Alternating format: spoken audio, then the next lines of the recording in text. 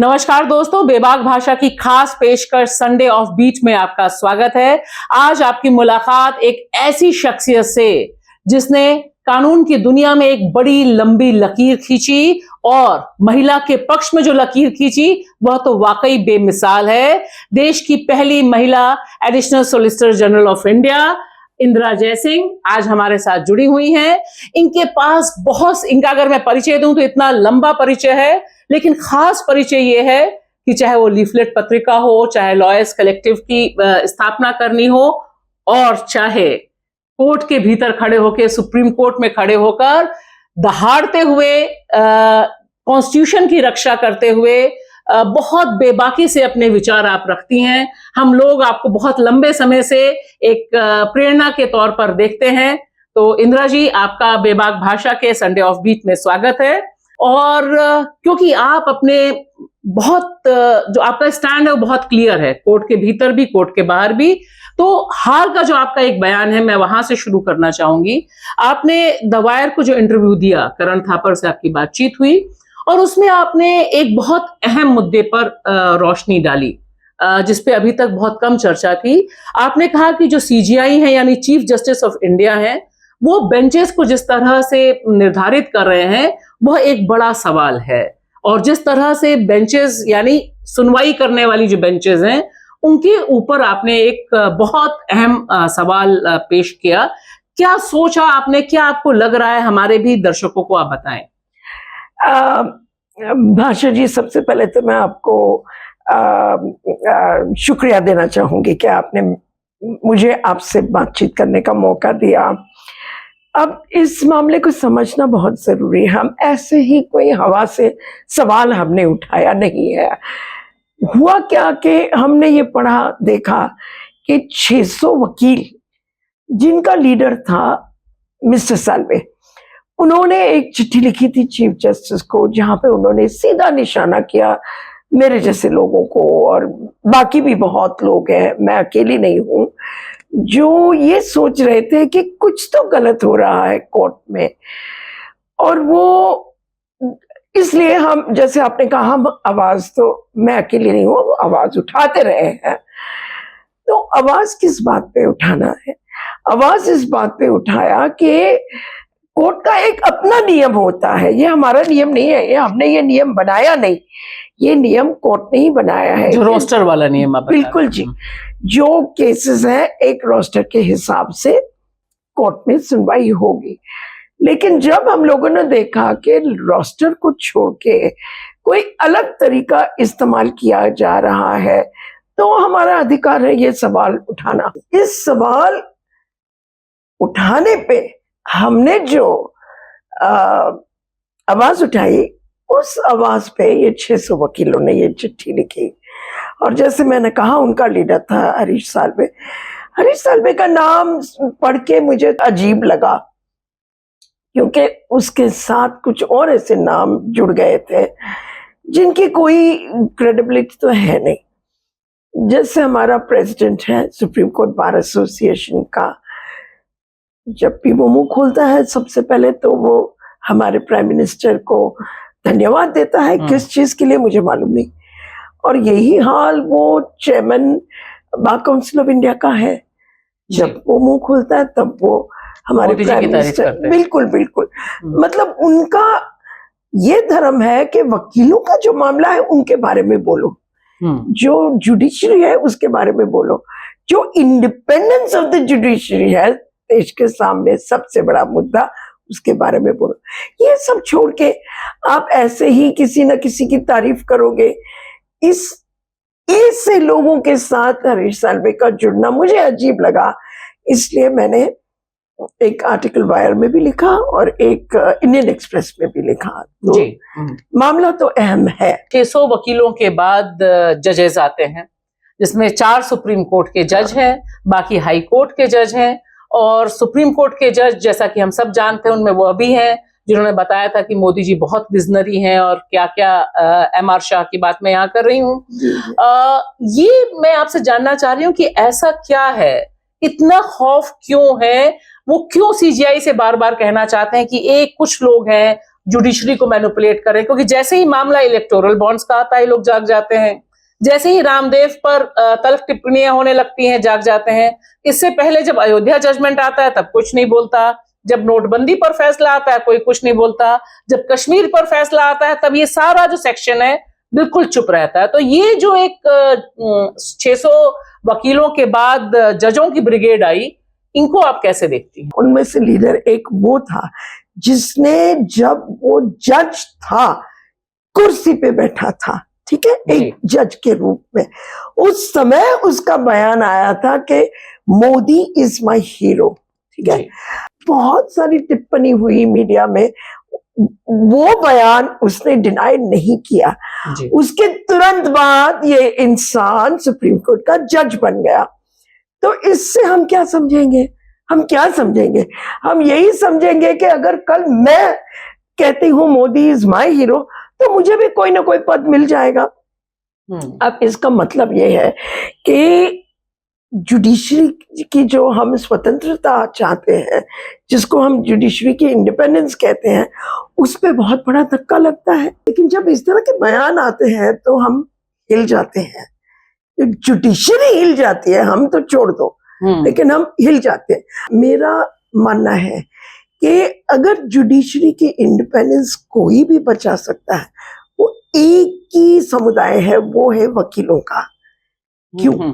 क्योंकि आप एक विजुलाइज करो, वहां जज बैठा है, यहां हम बहस करते हैं, कोर्ट में तो सरकार नहीं है, सरकारी वकील तो जरूर है, लेकिन सरकारी वकील और हम एक ही परिस्थिति में है। इक्वालिटी है हम दोनों के बीच में, जैसे उसको बोलने का अधिकार है, हमारा भी बोलने का अधिकार है, और everything happens in open court. जी, कोर्ट का जो सबसे बड़ा ये एक पब्लिक जो डिस्कशन होता है, वो ही एक गारंटी है इंडिपेंडेंस ऑफ द जुडिशरी की, और वो पब्लिक में बोलना हमारा काम है। इस भारत के 2 मुख्यमंत्री जेल में हैं। हम दिल्ली में बैठे हैं, दिल्ली के मुख्यमंत्री अरविंद केजरीवाल जेल में हैं, झारखंड के मुख्यमंत्री हेमंत सोरेन जेल में हैं, कई मंत्री जेल में हैं, और उनकी जो जिस तरह से गिरफ्तारी हुई है, ठीक चुनाव के समय गिरफ्तारी हुई है, 2024 का चुनाव चल रहा है, और वे लगातार कह रहे हैं कि भाई हमें हमारे जो बेसिक राइट है उससे वंचित किया जा रहा है, और तकरीबन ये एक आम माहौल है, उनको पता है कि किसको निशाने पे ईडी ले रही है या जांच एजेंसियां ले रही हैं। ऐसे में बेल तक की पिटीशन ना सुना जाना, अदालत में, छोटी अदालतों में आम खाने पे चर्चा हो रही है, डाइट पे चर्चा हो रही है, जो बिल्कुल साइड की चीजें हैं, जो कि तकरीबन इस तरह से पब्लिक में डिस्कस ही नहीं होनी चाहिए। सो कैसे मैं एक सिटीजन के तौर पे सोचूं कि न्याय मिल सकता है जब मुख्यमंत्रियों का ये हाल है? इस समय पे, इस मौके पे उनको क्यों उठाया गया? सीधा जवाब है, इलेक्शंस चल रहे हैं इस देश में, और ऐसे मुझे लग रहा है कि जब तक इलेक्शन का नतीजा आएगा नहीं, तब तक ये जेल से निकलेंगे नहीं। सीधी बात जो कहने की बात है, जो मुझे लगता है, जो मैं देखिए, मैं न केजरीवाल की वकील हूं, न सोरेन की वकील हूं, किसी की नहीं हूं, लेकिन मैं अपना कानून पढ़ती हूं, ठीक है, और हमारे देश में कानून भी ऐसे हैं, यूएपीए, जो जी चाहे उसको आप उठा के बोल सकते हो एंटी नेशनल। इस देश में सबसे बड़ा मुद्दा है क्या? Life and liberty.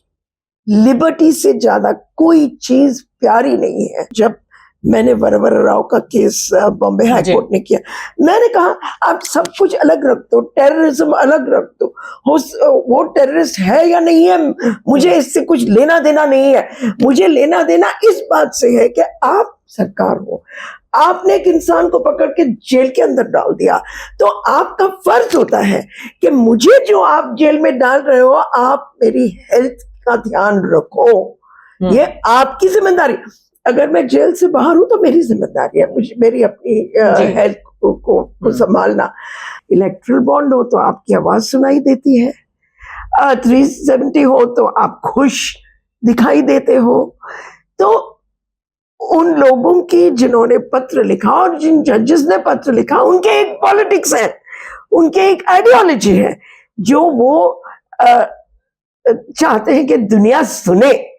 और हमारी जो आइडियोलॉजी है हम तो बिल्कुल स्पष्ट रूप से टेबल पे रख देते हैं, कोर्ट में भी कहते हैं जी। और हमारा बस इतना ही है कि जो ह्यूमन राइट्स हमें दिए गए हैं कॉन्स्टिट्यूशन में वो हमसे कोई नहीं छीन सकता है।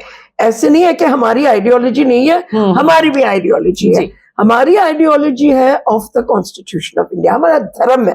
मैं जानती हूं कि आज के जमाने में जो हमारी सरकार है उनका छाया हर डेमोक्रेटिक इंस्टीट्यूशन पे है। पिछले 10 साल में कोई प्रोसीजर फॉलो नहीं हुआ है कहीं भी। अब देखिए, एक चीज मैं आपसे और जानना चाहूंगी, आप कैसे देखती हैं जैसे इलेक्टोरल बॉन्ड्स? सुप्रीम कोर्ट ने 6 साल लगाए, 6 साल इस पर फैसला सुनाने में, फैसला सुनाया और बताया कि अनकॉन्स्टिट्यूशनल है, ये ठीक नहीं है। हालांकि उसके लिए किसी की अकाउंटेबिलिटी नहीं की कि इतना बड़ा अनकॉन्स्टिट्यूशनल काम हुआ, आपने इतने ज्यादा पैसे किए, ना ही पैसे वापसी का कोई रास्ता निकाला। उस फैसले पर सीधे सीधे देश के प्रधानमंत्री कहते हैं कि ये हमारा सही फैसला था, हम काले धन को इस तरह से खत्म कर रहे थे और पुराना काले धन वाला प्रोसेस खत्म हो रहा था, और साथ ही साथ एक चेतावनी भी देते हैं कि यू विल रिग्रेट, यानी आपको पछतावा होगा आगे चल के कि आपने इतनी अच्छी चीज को रोक दिया। तो ये तो सीधे सीधे एक तरह से कोर्ट का जो फैसला है उसको बताना कि कोर्ट का फैसला सही नहीं था, और उस पे सुप्रीम कोर्ट कहीं से भी कोई सुमो मोटो एक्शन नहीं लेता। देश का जो हुक्मरान है वो सीधे सीधे ऑन रिकॉर्ड इंटरव्यू में, एक के बाद दूसरे इंटरव्यू में जनता को मैसेज दे दिया, और बहुत मैसेज क्लियर है। आज बात कीजिए, लोग कहते हैं कि मोदी जी आएंगे, दोबारा नया कानून लाएंगे। तो यहां सुप्रीम कोर्ट की क्या वैलिडिटी रह गई? क्यों नहीं सुप्रीम कोर्ट इस पे जागा? देखिए, मुझे लगता है इस देश में 2 कानून है, एक है हमारे प्रधानमंत्री के लिए, दूसरा है हमारे लिए। लेकिन पर्दे के पीछे जो करना है कर रहे हैं, ठीक है। और एक अनरिटन कानून से लड़ना बहुत मुश्किल होता है। हमारे होम मिनिस्टर ने कहा है कि हम वापस आएंगे तो हम ये कानून दोबारा लाएंगे, ठीक है। तो मतलब क्या हुआ? मतलब हुआ सुप्रीम कोर्ट को जो कहना है कहने दो, हमें जो करना है हम करके रहेंगे।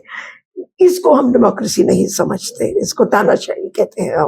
गुजरात तो ऐसा कानून लाने को तैयार है, बन गया है, जहां पे प्रेम विवाह करने से पहले हमें अपने माता पिता की अनुमति लेनी पड़ेगी, और जब तक वह ना हो तब तक हम प्रेम विवाह नहीं कर सकते। यह सब अनकॉन्स्टिट्यूशनल है कि नहीं है? अनकॉन्स्टिट्यूशनल के पार है ये। देखिए, ना महिलाओं को एजेंसी देते हैं। कौन मुझे कह सकता है कि आपको सिंदूर लगाना आपका एक कॉन्स्टिट्यूशनल ड्यूटी है, ठीक है। तो ये है क्या? ये फिनोमिनन है क्या? ये जो आप देश में एक तरफ से आइडियोलॉजिकल डिफरेंसेस देख रहे हो ना, जो लोग ये मानते हैं कि ये देश एक हिंदू देश है, तो जो लोग ये मानते हैं कि ये एक सेक्युलर देश है, उन दोनों के बीच जो लड़ाई है, ये लड़ाई कोर्ट्स में पहुंच गई है। अब वकीलों, आप कुछ भी आर्ग्यू कर सकते हो अपने क्लाइंट की तरफ से, लेकिन जब ये आइडियोलॉजी एक जज के दिमाग में घुस जाती है तो आप मान लो कि एक तरह का पॉइजन उसके दिमाग में घुस गया, क्योंकि उसके बाद वो इंडिपेंडेंट नहीं हो सकता, वो इम्पार्शियल नहीं हो सकता, वो कॉन्स्टिट्यूशन नहीं हो सकता। 6, 7, 8, 9 साल के जब होते हैं बच्चे, उनको अपना दिमाग होता है, ठीक है।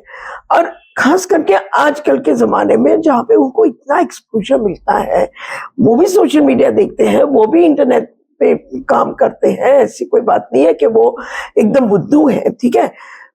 फिर आप आओ महिलाओं की जो सवाल आपने, तो ये है क्या?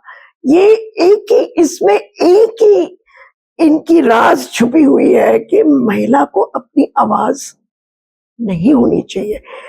मुद्दा एक ही है, चाहे आप सेम सेक्स को डिनाई करो राइट टू मैरी, चाहे आप हम जैसे लोगों को जो हम वी आर हेट्रोसेक्सुअल, हमें भी डिनाई किया जा रहा है वही अधिकार, ये सब बातें बोलने से, कि आप अपने माता पिता की कंसेंट ले लो क्या? 18 साल के बाद भी 18 साल के बाद भी हमें उनसे, तो फिर माइनॉरिटी मेजॉरिटी के कानून की जरूरत ही क्या है? पेट्रियार्की तो जी पितृसत्ता कानून तो है। में कानून में है ही है। वो ना यूसीसी में से जाएगी, ना किसी दूसरे पर्सनल लॉ से जाएगी। इसके खिलाफ ही तो लड़ाई थी, और इसलिए मैंने वो सेम सेक्स मैरिज को बहुत सारा सपोर्ट दिया था। मैं मानती हूँ कि ये जो हिंदुत्व का एक माहौल बना है, एक तरफ से वो हमारे जुडिशरी के अंदर जिसको हम अंग्रेजी में कहते हैं सीपिंग इन, ओके, घुस रहा है। ये भी मैंने जजमेंट्स देखे हैं हाई कोर्ट के, जहाँ का एक हिंदू महिला का ये फर्ज होता है कि लाल रंग का सिंदूर लगाना चाहिए। हाई कोर्ट का फैसला, ठीक है। अब मैं क्या करूं, क्या पहनूं, क्या खाऊं, क्या नहीं खाऊं, वो मेरी मर्जी। कौन मुझे कह सकता है कि आपको सिंदूर लगाना आपका एक कॉन्स्टिट्यूशनल ड्यूटी है, ठीक है। तो ये है क्या, ये फिनोमिनन है क्या? ये जो आप देश में एक तरफ से आइडियोलॉजिकल डिफरेंसेस देख रहे हो ना, जो लोग ये मानते हैं कि ये देश एक हिंदू देश है, तो जो लोग ये मानते हैं कि ये एक सेक्युलर देश है, उन दोनों के बीच जो लड़ाई है, ये लड़ाई कोर्ट्स में पहुंच गई है। और 6-6 साल बाद और शोमा सेन का केस हमारे सामने है, जीएन साईं बाबा का केस हमारे सामने है। उनको तो मुंबई हाई कोर्ट ने रिहा कर दिया, फिर सुप्रीम कोर्ट ने रोक दिया, फिर दोबारा हाई कोर्ट की दूसरी बेंच ने उनको लेकिन मेरा आपसे ये सवाल है कि 10 साल शोमा सेन की जिंदगी के 6 साल एज अ इंडियन सिटीजन, भारतीय नागरिक के तौर पे क्यों, और किसी को आपने जिम्मेदार नहीं ठहराया? सिर्फ जिम्मेदार नहीं, लेकिन वो 6 साल उसको कोई लौटा नहीं दे सकता है। सिर्फ ये सवाल नहीं है, आप कितने भी पैसे दे दो, आप उनके 6 साल उसको वापस दे नहीं सकते। इसलिए बहुत जरूरी है कि लाइफ एंड लिबर्टी, मैं बार बार कहूंगी, और पूरा देश के जो अहम सवाल है उनको छोड़ी दो आप, लेकिन आप ये एक सवाल का जवाब दो कि लाइफ एंड लिबर्टी कैसे आप प्रोटेक्ट करोगे। मेरा जुडिशरी से ये सवाल होगा। मैं यही कहूंगी जुडिशरी को, देखो, एक दिन भी आपने अगर बगैर कानून के आपने हमें अंदर रखा, तो आपका फर्ज होता है कि वो आप केस सुन लो। जो भीमा कोरेगांव में जी 2 लोग हैं, उनको बेल दिया, बेल देने के बाद जब सरकार सुप्रीम कोर्ट में, आपने बेल ही स्टे कर दी। जी ठीक है, स्टे की तो आपका फर्ज नहीं होता है सुनवाई करना। आज तक उसकी सुनवाई नहीं हुई, क्यों? इस सवाल का जवाब मेरी आपसे रिक्वेस्ट है, आप जुडिशरी से मांगो। जानबूझ के आप उन्हीं लोगों को अरेस्ट कर रहे हो जब आपको पता है कि वो गिल्टी नहीं है। 2024 का ये चुनावी समर, जहां इलेक्शन कमीशन कहीं दिखाई नहीं दे रहा, कैसे आप सोचती हैं कि लोकतंत्र कैसे बचेगा? मैं सिर्फ इतना कह सकती हूँ आपको कि हम लोगों का, मैं अकेली नहीं हूँ, मेरे साथ बहुत साथी है जो मैं मानती हूँ कि इस देश के लोग बेसिकली डेमोक्रेटिक हैं उनके सोच विचार में। और इतना ही मैं आपको कह सकती हूँ कि जमीन आसमान एक हो जाए, संघर्ष जारी रहेगा जी, कभी बंद होने वाला नहीं, कभी बंद होने वाला नहीं, बिल्कुल नहीं। बहुत बहुत शुक्रिया।